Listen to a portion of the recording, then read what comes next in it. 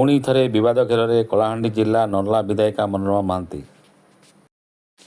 2024 साधारण निर्वाचन समय दाखल करथिबा सत्यपाठरे सूचना लुचाइथिबा एवं मिथ्या तथ्य देइथिबा अभियोग करी ओडिशा हाईकोर्ट को द्वारस्थ होइचंती नर्लार पूर्वतन बीजेपी प्रार्थी अनिरुद्ध प्रधान। सूचना अनुଯାयी 2024 निर्वाचन नामांकन दाखल बेले विधायिका जनक निजर शिक्षागत योग्यता और अन्य प्रमुख तथ्य को सठिक भाव प्रकाश नक निर्वाचन कमिशन को भ्रमित करथिबा नै आवेदन दर्शाइछि। निर्वाचनी आईन और नियम को अमान्य करी मिथ्या सत्यपाठ दाखल होइतिबा अभियोग आनी पूर्वतन बीजेपी प्रार्थी श्री प्रधान हाईकोर्ट रे एक मामला रुजु करछंती। एठारे सूचना था कि कांग्रेस पीसीसी सभापति भक्तचरण दास मध्य विधायक सत्यपाठ को नहीं हाईकोर्ट द्वारस्थ होई परवर्ती समय केस को प्रत्याहार करथिले।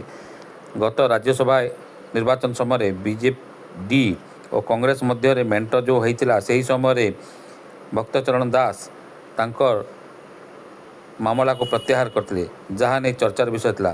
तेबे ए नहीं आगामी दिन में यही मामलार शुणाणी होगा बेले नर्ला राजनीतिक मल्ले यह भूकंप सृष्टि होती। तब हाईकोर्ट में एभली मामला पहुँचा पर राजनीतिक सरगरम वृद्धि पाई। यही मामलें नर्ला विधायिका मनोरमा महांती प्रतिक्रिया मिल पारि ना। गत थर आमर निर्वाचन सरला भक्त दास से निजे डुप्लिकेट सर्टिफिकेट आरटीए माइक सब आनिक रेडी थे।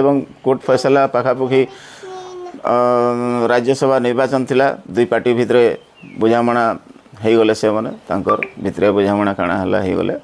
किंतु तापरे आमे कोर्ट रो द्वारस्थ हेलु। कोर्ट के सब डॉक्यूमेंट देइछु। कोर्ट भी 19 तारीख से ग्रहण कले एवं आगामी दिन रे भी 29/10 आउ थरे डेट देइछन।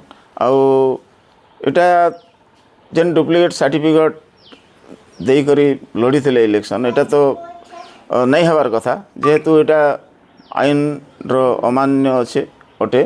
आउ एटा निश्चय हाईकोर्ट आम द्वारस्थ होइछु। आउ विचारपति निश्चय या ठीक विचार करबे बोली आशा रखिछु।